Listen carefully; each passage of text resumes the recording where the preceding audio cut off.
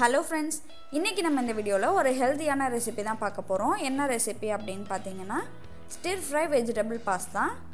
இது பண்றதுக்கு நம்ம வந்து ஃபர்ஸ்ட் பாஸ்தாவை வேக வச்சு எடுத்துக்கலாம். அதுக்கு ஒரு பாத்திரத்துல தண்ணியை ஊத்தி நல்லா கொதிக்க வெச்சுக்கோங்க. இப்போ இந்த தண்ணியில 1/2 டேபிள்ஸ்பூன் அளவுக்கு கல்லுப்பு சேர்த்துக்கோங்க. 1 டீஸ்பூன் ஆலிவ் ஆயில் சேர்த்துக்கோங்க.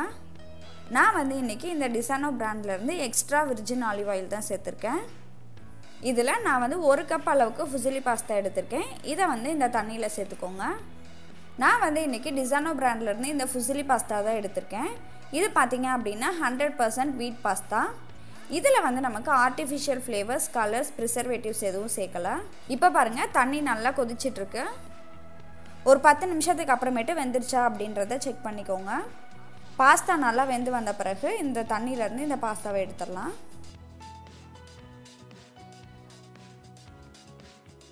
இப்போ இதுக்கு மேல 1 டீஸ்பூன் அளவுக்கு ஆலிவ் ஆயில் சேர்த்து நல்லா mix பண்ணி விட்டுக்கோங்க. இந்த மாதிரி பண்ணும்போது நமக்கு இந்த பாஸ்தா வந்து ஒண்ணோட ஒண்ணு ஒட்டாம இருக்கும். அடுத்ததா நமக்கு இந்த பாஸ்தா பண்றதுக்கு chili flakes வேணும். அதுக்காக நான் வந்து கொஞ்சமா வரமிளகாய் எடுத்துர்க்கேன். நல்லா காஞ்ச வரமிளகாயை எடுத்துக்கோங்க. இத வந்து நம்ம ஒரு பிளெண்டர்ல சேர்த்து அரைச்சு எடுத்துக்கலாம். இத வந்து நல்லா பவுடரா அரைக்காதீங்க, கொரகொரப்பா அரைச்சு எடுத்துக்கோங்க. இந்த மாதிரி அரைச்சு எடுத்துக்கோங்க. இப்போ பாருங்க நம்மளோட chili flakes ரெடி ஆயிடுச்சு. அடுத்ததா இந்த பாஸ்தா பண்றதுக்கு நான் வந்து இன்னைக்கு கேப்சிகம் வந்து ரெட், கிரீன், yellow மூணு கலருமே எடுத்துர்க்கேன். அடுத்ததா ப்ரோக்கோலி கொஞ்சமா எடுத்துர்க்கேன், மஷ்ரூம் கொஞ்சம் எடுத்துர்க்கேன், கேரட் வந்து 2 கேரட் எடுத்துர்க்கேன், பீன்ஸ் வந்து ஒரு 7 பீன்ஸ் எடுத்துர்க்கேன். உங்ககிட்ட என்னென்ன வெஜிடபிள்ஸ் இருக்கோ அந்த வெஜிடபிள்ஸ்லாம் சேர்த்துக்கோங்க. ஃபர்ஸ்ட் வந்து கேரட்டை இந்த மாதிரி நீளமான பீசஸா கட் பண்ணிக்கோங்க.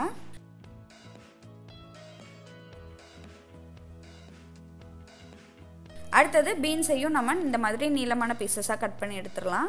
அடுத்ததா கேப்சிகம் பாத்தீங்க அப்படினா இந்த மாதிரி மேலேயும் கீழேயும் கட் பண்ணிட்டு நான் வந்து பாதி அளவுக்கு கேப்சிகம் தான் இதுக்கு வந்து சேர்க்க போறேன். இந்த கேப்சிகமையும் இந்த மாதிரி உள்ள இருக்கிற தண்டை நீக்கிட்டு நம்ம வந்து கட் பண்ணிக்கலாம். இந்த மாதிரி நீளமான பீசஸா கட் பண்ணிக்கோங்க.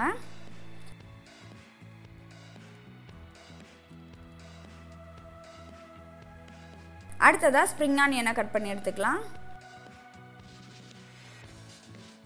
இந்த ஸ்ப்ரிங் ஆனியனோட ஒயிட்டை வந்து தனியாவும் கிரீனை வந்து தனியாவும் எடுத்து வச்சுக்கோங்க. அடுத்ததா நான் வந்து ஒரு கடாயில 2 டீஸ்பூன் அளவுக்கு டிசானோட extra Virgin olive oil சேர்த்திருக்கேன்.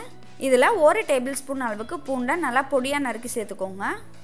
1/2 tablespoon அளவுக்கு இஞ்சியையும் நல்லா பொடியா நறுக்கி சேர்த்துறலாம். அடுத்ததா ஒரே ஒரு பச்சை மிளகாயை இந்த மாதிரி பொடியா நறுக்கி சேர்த்திருக்கேன். இப்போ இதை வந்து லைட்டா வதக்கிக்கோங்க.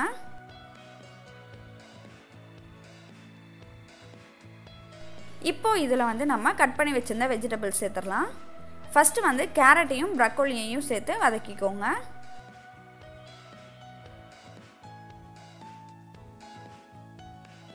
அடுத்ததா இதுல பீன்ஸை சேர்த்துக்கோங்க. அடுத்ததா நம்ம மஷ்ரூமையும் கேப்சிகமையும் சேர்த்து நல்லா வதக்கிக்கலாம்.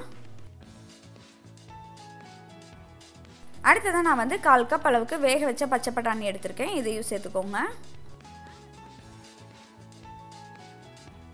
அடுத்ததா இதுல 1/4 டீஸ்பூன் அளவுக்கு உப்பு சேர்த்துக்கோங்க. 1/2 டீஸ்பூன் அளவுக்கு மிளகுத்தூள் சேர்த்துக்கோங்க. 1/2 டீஸ்பூன் chili flakes சேர்த்துக்கோங்க. அடுத்ததா இதுல வந்து நம்ம கட் பண்ணி வச்சிருந்த ஸ்ப்ரிங் ஆனியனோட ஒயிட்டை சேர்த்துக்கோங்க. இப்போ பாருங்க நம்ம எல்லா வெஜிடபிள்ஸையும் இதுல சேர்த்தாச்சு. இப்போ அடுப்பை வந்து ஹை ஃப்ளேம்ல வச்சுட்டு இதை வந்து ஒரு 2 நிமிஷம் நல்லா ஃப்ரை பண்ணிக்கோங்க. இப்போ பாருங்க காய்கறி எல்லாத்தையும் நல்லா வதக்கியாச்சு.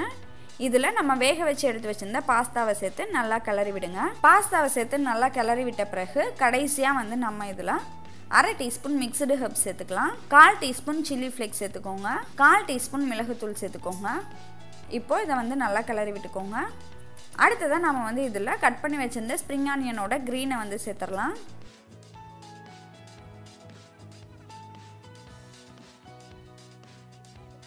கடைசியா இதுல 1/2 டீஸ்பூன் அளவுக்கு ஆப்பிள் சைடர் வினிகரை சேர்த்து நல்லா mix பண்ணிக்கோங்க.